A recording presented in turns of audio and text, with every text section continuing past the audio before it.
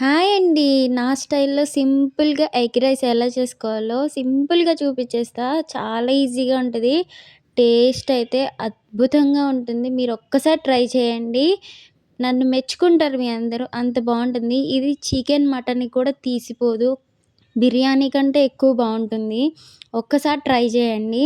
ప్రాసెస్‌కొచ్చేస్తే first అయితే కొంచెం oil వేసుకొని కళాయిలో ఎగ్ అయితే పగలగొట్టేసుకొని కాస్తంత వేగాక ఉప్పు, గరం మసాలా, నేను బిర్యానీ పౌడర్ చేసుకున్నా గదా! అది గూడా కొంచెం వేసేసాను. అలాగే అల్లం వెల్లుల్లి పేస్టు, పసుపు, కారం, ధనియాల పౌడరు వేసేసి బాగా కలిపేయాలనమాట. కాస్తంత నూనెలో వేగిన తర్వాత అబ్బబ్బబ్బా! ఈ స్మెల్ ఉంది చూడండి. ఎంత బాగా వస్తుందంటే స్మెల్లు మామూలుగా లేదు.